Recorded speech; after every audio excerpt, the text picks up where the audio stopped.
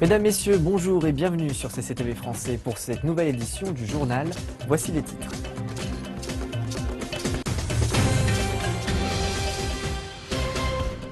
Le président iranien Hassan Rouhani a rassuré ses pays alliés sur le maintien des relations économiques avec eux. Le secrétaire américain à la Défense, Ashton Carter, a indiqué les orientations du budget de son ministère pour l'année prochaine. Face à une pression croissante, le gouvernement allemand est sur le point de restreindre ses règles d'octroi de l'asile.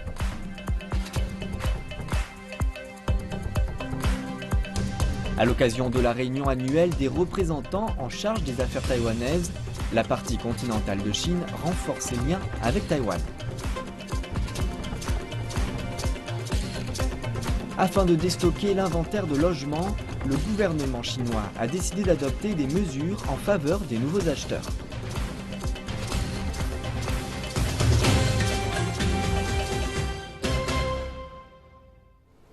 Et à la une de ce journal, le président iranien Hassan Rouhani tente de rassurer les alliés de son pays en expliquant que l'intensification des relations commerciales de Téhéran avec l'Occident n'affectera pas ses relations économiques déjà en place.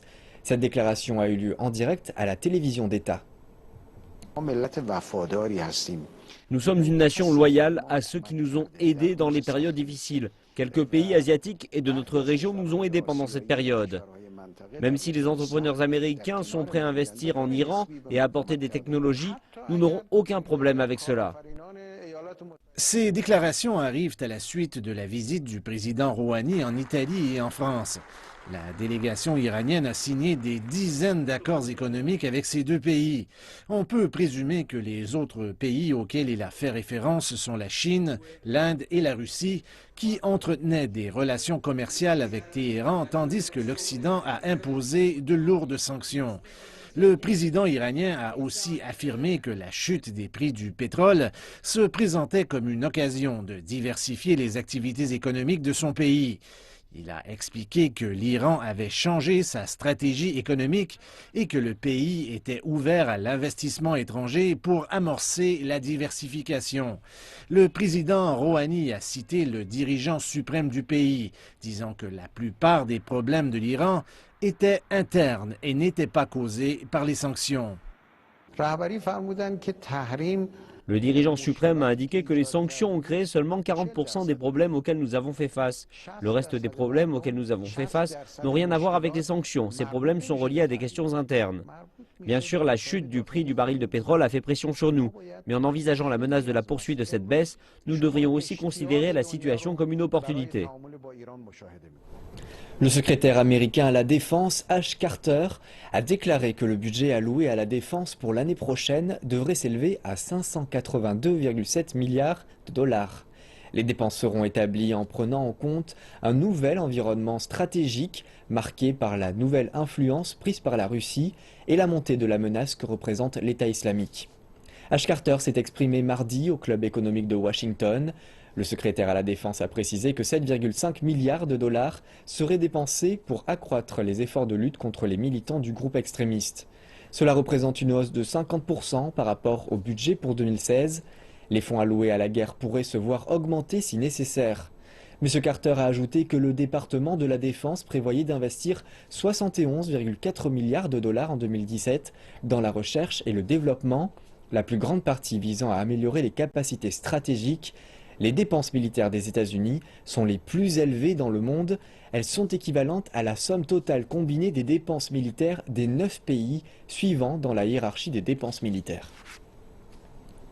La deuxième journée des négociations des pourparlers de paix pour la Syrie à Genève a été particulièrement difficile suite au refus du gouvernement syrien d'accepter les conditions préalables de l'opposition syrienne pour des négociations officielles. L'envoyé spécial de l'ONU pour la Syrie, Staffan de Mistura, devait rencontrer le principal parti d'opposition syrien, le Haut Comité des négociations, pour une deuxième entrevue mardi au siège de l'ONU à Genève. Toutefois, la réunion a été annulée suite au refus du gouvernement syrien d'accepter les conditions préalables de l'opposition de cesser le feu avant le début des négociations. Après la rencontre de mardi avec de Mistura, la délégation du gouvernement syrien a annoncé qu'elle était toujours en phase de préparatoire, qu'elle n'a pas les noms de la délégation de l'opposition. Conformément à la demande de l'envoyé spécial, nous participerons à la réunion. Cependant, l'opposition se comporte de façon inappropriée et non diplomatique. Nous avons souligné que cette série de pourparlers devrait se dérouler selon la résolution 2254 des Nations Unies. Cette rencontre sera un dialogue entre Syriens, et les Syriens devraient décider par eux-mêmes. Aucune condition préalable pour renouer le dialogue ne sera acceptée. Aucune ingérence extérieure ne sera non plus autorisée. Tandis que les discussions sont en cours à Genève, les combats continuent en Syrie. Les forces gouvernementales s'apprêtent à récupérer les principaux villages de la province d'Alep. Soutenues par les militants pro-gouvernement, les troupes ont pu restaurer la sécurité et la stabilité dans le village de Ardantin mardi. Selon un colonel syrien, l'armée a brisé le siège et a coupé la seule route de ravitaillement des rebelles entre Alep et le nord de la province. Des avancées ont été réalisées quand l'aviation russe a mené des frappes aériennes importantes dans le nord de la ville. L'Observatoire syrien des droits de l'homme a signalé 320 raids dans la région depuis lundi matin. Passons maintenant à la Libye, où l'influence de l'organisation État islamique grandit un peu plus chaque jour. Le groupe militant djihadiste est particulièrement actif dans la ville de Sirte, l'ancien fief de Mouammar Kadhafi. Selon les derniers recensements, près de 3000 combattants auraient rejoint le groupe terroriste l'an dernier. Les autorités libyennes rappellent que la majorité de ces combattants sont de nationalité étrangère. L'organisation État islamique fait désormais partie des réseaux terroristes les mieux organisés et les plus riches du monde. Le groupe terroriste utilise ses importantes ressources pour accélérer son expansion en Libye. Il n'hésite plus à recruter les pauvres soldats mercenaires africains en leur offrant des sommes d'argent importantes en échange de leur loyauté. Les services de renseignement libyens décrivent une armée de pauvres gagnant progressivement du terrain. Les combattants africains sont attirés par l'appât du gain. Chacun reçoit $1000, ce qui représente une somme considérable dans des pays où la plupart des gens survivent avec $1 par jour. La Tunisie, le Tchad, le Mali, le Nigeria, l'Algérie et l'Égypte voisine sont en première ligne face à cette menace grandissante. Les combattants y pénètrent à travers les trajets empruntés par les migrants illégaux, faisant route vers l'Europe.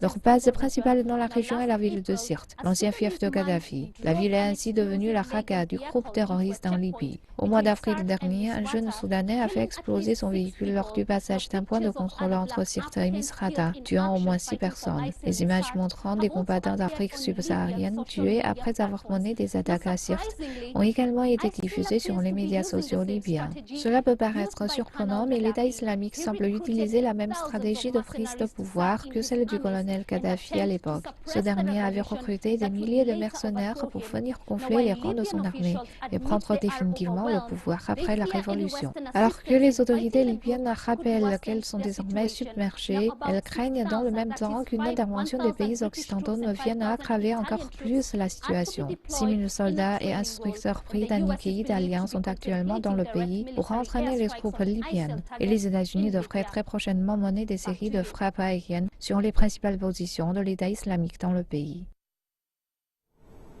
Le Parlement français doit débattre mercredi du maintien de l'état d'urgence dans le pays. Les mesures actuelles ont été mises en place après les attaques du 13 novembre dernier qui ont fait 130 victimes à Paris. Des milliers de manifestants se sont réunis pour demander la fin de l'état d'urgence qui fait polémique puisqu'il empiète sur plusieurs libertés civiles. Les autorités sont par exemple autorisées à assigner des personnes à leur domicile et à procéder à des perquisitions sans mandat. Sauf extension, elles devraient prendre fin le 26 février. En Europe, la crise des réfugiés continue. Le gouvernement allemand a entrepris de restreindre le nombre de demandeurs d'asile.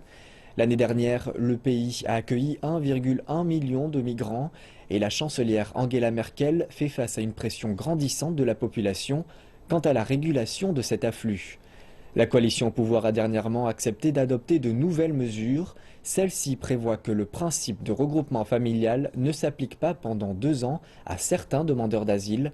Le gouvernement allemand a également indiqué que les 3 pays du Maghreb étaient des pays sûrs, ce qui signifie que les migrants venus d'Algérie, du Maroc et de Tunisie auront peu de chances de se voir accorder un asile politique. Autre sujet d'actualité, les médias allemands ont indiqué que le premier test de diagnostic du virus Zika a été développé en Allemagne. Reportage. Jusqu'à présent, les médecins devaient attendre que les premiers symptômes n'apparaissent clairement avant de déclarer qu'un patient soit porteur du virus. Mais désormais, le laboratoire allemand Genegam a développé un test médical capable de dire avec une quasi-certitude si une personne a été infectée ou non par le virus. En plus de déterminer la présence de virus Zika dans le sang, le test médical peut également déterminer la quantité exacte de pathogènes dans le sang. Les médecins peuvent ainsi effectuer rapidement leur diagnostic, alors que 5 porteurs de virus ont déjà été détectés en Europe.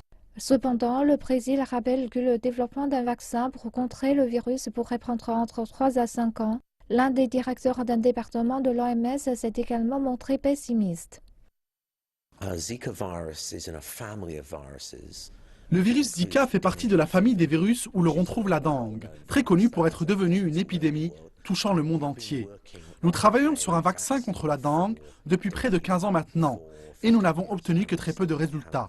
Et même, si nous avons de la chance, en trouvant un substitut biologique ou bien une partie du vaccin, les procédures pour arriver à de tels résultats prendront au minimum des années, et non quelques mois. Nous devons donc rester très prudents quant à la seule solution du vaccin pour contrer le virus. Et pour cette seconde partie du journal, nous accueillons Georgetine qui va nous présenter l'actualité chinoise. Bonjour Georgetine. Bonjour Jonathan. Merci de nous rejoindre. Alors par quoi commence-t-on aujourd'hui? Nous ouvrons cette partie avec les relations transterritoriales. Selon Hu Zhengsheng, le plus haut conseiller politique chinois, la partie continentale de Chine travaillera d'arrache-pied pour maintenir la paix et la stabilité du détroit de Taïwan. Hu Zhengsheng s'est exprimé mardi lors de la réunion annuelle des représentants centraux et locaux en charge des affaires taïwanaises. Il a déclaré que la partie continentale s'opposera fermement à toute activité séparatiste d'indépendance de Taïwan sous quelle forme que ce soit et maintiendra la souveraineté nationale et l'intégrité territoriale. M. Hu a mentionné les développements historiques des relations entre les deux rives du détroit de l'an dernier lors de la rencontre entre Xi Jinping et Ma Ying-jeou. Cette rencontre avait suscité beaucoup d'influence mondiale. La réunion de mardi s'est conclue avec l'augmentation des échanges entre la partie continentale de Chine et les partis et groupes de Taïwan qui soutiennent le principe d'une seule Chine. Les efforts seront accompagnés de la promotion de l'intégration économique entre les deux rives du détroit, dont la coopération industrielle et financière. La plupart des hommes d'affaires taïwanais investissaient dans l'industrie manufacturière de la partie continentale de Chine. Mais aujourd'hui, ils sont de plus en plus nombreux à s'intéresser au secteur des services. Ils demandent davantage de soutien de la part du gouvernement pour créer un environnement opérationnel. L'homme d'affaires taïwanais Zheng Guoyuan a travaillé sur la partie continentale de Chine pendant presque 10 ans. Il était dans l'industrie des médias et en 2015, il a rejoint le secteur des services. Il gère à présent un restaurant de fondue à Hangzhou, capitale de la province du Zhejiang, dans l'est de la Chine. La majorité des manufacturiers taïwanais qui sont venus sur la partie continentale entre 2000 et 2010 ont connu un déclin de leurs revenus. Mais après 2010, de nombreux habitants de Taïwan sont venus dans la partie continentale pour ouvrir des restaurants. Et cela semble être une industrie prometteuse. Selon M. Chen, les industries de la restauration, de la culture et de la création sont devenues le foyer des investisseurs et des startups taïwanais. Il espère cependant une amélioration du secteur des services dans l'environnement opérationnel. La plupart des petites et moyennes entreprises taïwanaises, comme nous, n'ont pas beaucoup de capital. Nous avons cependant de grands rêves sur la partie continentale. Nous espérons que le gouvernement central construira un système de régulation plus complet, plus égal et plus juste pour tous les hommes d'affaires de Taïwan et de la partie continentale. L'économie de la partie continentale de Chine enregistre une croissance et connaît une demande de plus en plus élevée pour améliorer les services. Selon M. Chen, le secteur des services taïwanais connaît une expérience riche de gestion et d'expansion mondiale. Davantage d'hommes d'affaires taïwanais devraient investir sur la partie continentale pour partager leur savoir-faire. De bonnes nouvelles pour les acheteurs chinois de propriété. Le gouvernement central chinois a supprimé mardi les exigences de paiement pour les primo-acheteurs. Désormais, ils ne doivent payer que 20% des prêts contractés. Voyons comment cette décision affectera le marché de l'immobilier. La conférence centrale de travail économique tenue à la fin de l'année dernière a parlé d'un dégraissage de l'inventaire immobilier en tant que l'une des priorités du gouvernement chinois. Et désormais, des mesures spécifiques viennent soutenir cette décision. Les acheteurs d'un bien immobilier, pour la première fois, n'auront besoin que d'1/5 de leur emprunt en vue de s'offrir un nouveau lieu de vie.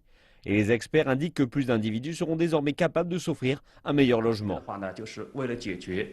Tout d'abord, cela bénéficiera aux demandes pressantes des habitants chinois pour de meilleures conditions de vie. Et cela aidera également à liquider l'inventaire du marché immobilier dans de nombreuses villes chinoises. Les analystes déclarent que les mesures bénéficieront aux couples ayant un revenu stable, mais qui ne possèdent pas une somme suffisamment importante pour le versement de l'acompte initial. Les familles qui ont leur propre maison, mais qui en veulent des plus grandes, pourront également profiter de cela. L'acompte actuel est de 25%, soit 5 points de pourcentage plus élevé. Donc, est-ce que davantage de prêts vont entamer les liquidités bancaires?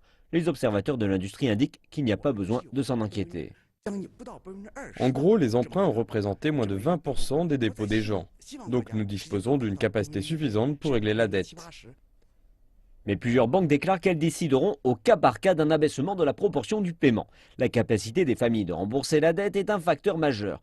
De plus, cette réduction du paiement ne s'applique qu'aux villes où les achats de logements ne sont pas limités, pour la plupart dans les petites villes. Les villes de premier rang comme Beijing ou Shanghai, où chaque famille ne peut posséder que 2 logements, ne pourront pas bénéficier d'un abaissement du seuil. L'année dernière, les logements non vendus ont représenté quelques 400 millions de mètres carrés, ce qui pourrait accommoder facilement 10 millions de résidents. L'espoir est qu'alors que le revenu des gens augmente et leur souhait de vivre dans de meilleurs lieux ainsi que des politiques plus favorables permettront d'augmenter les ventes et de stabiliser un marché sous pression. L'année 2015 a été la pire de ces 10 dernières années pour les commerçants de Hong Kong. Les derniers chiffres montrent une baisse inégalée des ventes depuis l'épidémie de SARS, le syndrome respiratoire aigu sévère en 2003. Cette tendance devrait se poursuivre pendant la fête du printemps qui est normalement une haute saison pour le shopping à Hong Kong.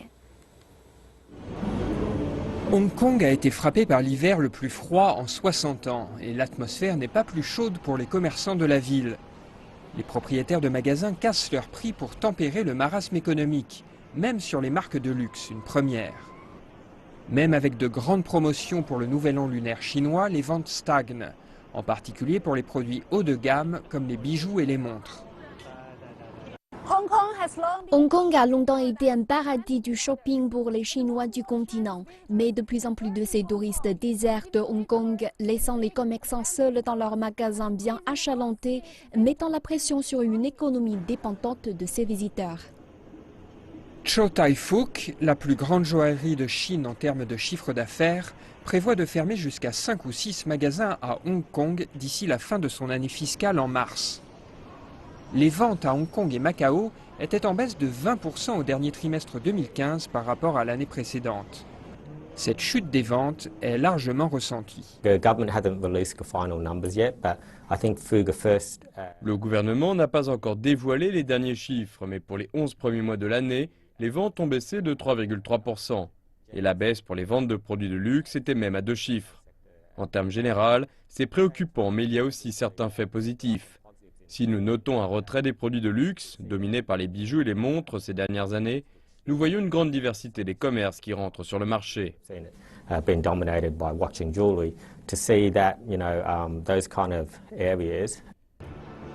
Les protestations politiques de l'année passée ont causé une chute du flux des touristes du continent. Et le rebond se fait attendre. Le facteur explicatif, c'est le retrait des touristes chinois. Si vous regardez les chiffres des 11 premiers mois de l'année dernière, l'arrivée de Chinois du continent a décru pour la première fois depuis 1997. L'augmentation a été continue, sauf l'année dernière. Hong Kong a rendu plus difficile l'obtention du permis multi-entrée pour les habitants de Shenzhen. Maintenant, ils ne peuvent venir qu'une fois par mois seulement.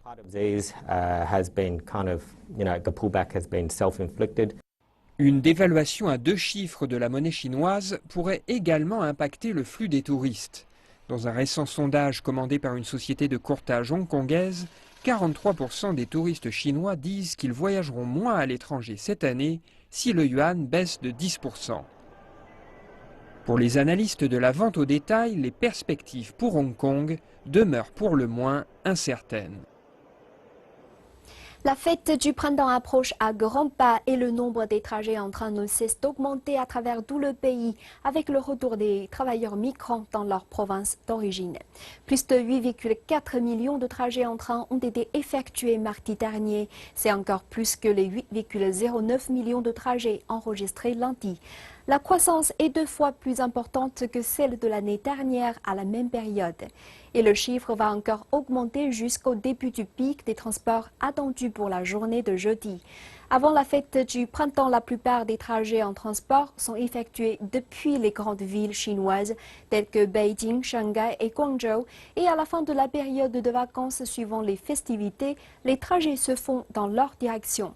Les autorités ferroviaires chinoises ont prévenu que des retards seraient attendus en raison des conditions climatiques rigoureuses à Guangzhou et dans les provinces du Hunan et du Jiangxi. Un très important dispositif d'urgence a été mis en place et nous continuerons de voir ces prochains jours des foules immenses remplir les différentes gares du pays. Alors qu'il ne reste plus qu'un peu moins d'une semaine avant le début de la veille de la fête du printemps, les participants du fameux gala annuel de CCTV terminent de préparer leur spectacle. 29 performances de chant et de danse sont au programme. Les danses en plein air pour se tenir en forme sont devenues une vision habituelle en Chine et contribuent à l'atmosphère joyeuse et festive du gala. Les danses et chansons sont un élément clé de ce gala télévisé depuis sa première diffusion en direct en 1983. Le gala du Nouvel An de cette année promet une grande variété de performances de danse folklorique et les costumes traditionnels des ethnies tibétaines, ouïghours, roués, mongols et zhuang. Mais certaines formes de danse ont été adaptées à un style de musique plus moderne pour une performance énergétique qui saura capter l'intérêt des jeunes téléspectateurs. Un programme appelé Paysages de montagne et d'eau associe l'art de Pingtan de la province du Jiangsu avec de la musique pop sur fond de décors de l'Est de la Chine. C'est un programme joliment réalisé, en particulier pour le gala. 3 vedettes de films de la partie continentale, de Hong Kong et de Taïwan vont également jouer dans ce programme. Ce mélange des genres a également été adopté pour d'autres formes d'art traditionnel. L'opéra Huayin Laochang fait partie du patrimoine culturel national. Zhang Ximin, un expert de cette forme artistique, sera associé sur scène avec la chanteuse pop Tan Weiwei et son groupe. Le son traditionnel de l'opéra Huayin Laochang sera mélangé à du rock moderne, ce qui devrait être une expérience très intéressante pour les téléspectateurs. Il ne reste plus que 2 répétitions à 6 jours du début de la soirée du gala. Suffisamment de temps pour encore plusieurs centaines de révisions et de retouches. C'est une tendance qui prend de l'ampleur en Chine depuis quelques années. De plus en plus de Chinois adoptent un nom anglais. Toutefois, certains peinent à trouver le pont. Un site internet permet désormais à ces derniers de trouver de l'aide. Zhao Xianglan est arrivée à Shanghai il y a quelques mois. Elle travaille dans un hôtel et la plupart de ses collègues sont étrangers. Le nom chinois Zhao en pinyin est difficile à lire pour les étrangers. Elle a donc visité un site web appelé Best English Names qui demande des frais pour résoudre ce problème. L'industrie dans laquelle je travaille a beaucoup d'étrangers, donc j'ai besoin d'un nom anglais. En tant que chinoise, je ne comprends pas bien la signification des noms anglais, donc j'ai eu peur de faire une erreur. J'ai vu beaucoup de noms anglais étranges que vous ne pouvez pas même trouver sur Internet. Madame Zhao a payé les honoraires demandés et maintenant elle porte fièrement le nom anglais Kendall. Il lui rappelle son nom chinois, dit-elle. La fondatrice du site, Cindy Jerrigan, dit qu'elle connaît beaucoup de Chinois qui se retrouvent avec des noms anglais étranges et c'est ce qui lui a donné l'idée de mettre ce site en ligne. J'ai rencontré plusieurs Chinois avec des noms anglais étranges et j'ai remarqué que beaucoup de mes amis occidentaux plaisantent souvent là-dessus. Shanghai et la Chine, en général, deviennent de plus en plus mondialisés. Les gens en Chine sont toujours plus en contact avec des nationalités différentes, donc des noms anglais peuvent certainement aider pour communiquer. Madame Jerrigan dit qu'elle donne des noms anglais à ses clients selon leurs informations personnelles, y compris l'âge, le travail et même leurs projets dans l'avenir. Mais l'obtention d'un nom n'est pas gratuite. Le site Internet offre 2 types de services. Vous pouvez payer 18 yuan pour remplir un questionnaire en ligne et obtenir 5 noms anglais qui correspondent à votre personnalité. Si vous pensez que cela ne suffit pas, vous pouvez obtenir une consultation en personne. Mais cela vous coûtera plus cher, plusieurs centaines de yuan par nom en fait. Mme Jerrigan dit que bien que le prix de la consultation soit relativement élevé, il y a beaucoup de parents qui cherchent des noms anglais pour leurs enfants et d'autres clients qui considèrent des noms anglais pour créer une entreprise ou immigrer. La mise du contenu en ligne aide aussi Mme Jerrigan à faire baisser les coûts. En raison de la tendance, nous avons décidé d'utiliser Internet, les portables particulièrement. Mais cela nous permet aussi d'évaluer plus facilement et de contrôler nos coûts. Nous utilisons du point commercial, les consultations pour faire des études de marché. C'est agréable de parler aux gens et de comprendre leurs préoccupations, ce qu'ils considèrent en choisissant un nom anglais. Le site de Mme Jerrigan reçoit quelques 20 000 visiteurs par mois. Comme résolution du Nouvel An, Mme Jerrigan espère prendre de l'expansion pour aider ses clients à rédiger leur CV. Du moins, de cette façon, ils pourront s'assurer que leur nom sera écrit correctement. C'est ainsi que se conclut cette partie et maintenant retour au plateau. Jonathan, c'est à vous. Merci beaucoup, Georgette. Et merci à vous de nous avoir suivis. C'est la fin de ce journal. Rendez-vous dans 1h30 pour de nouvelles informations.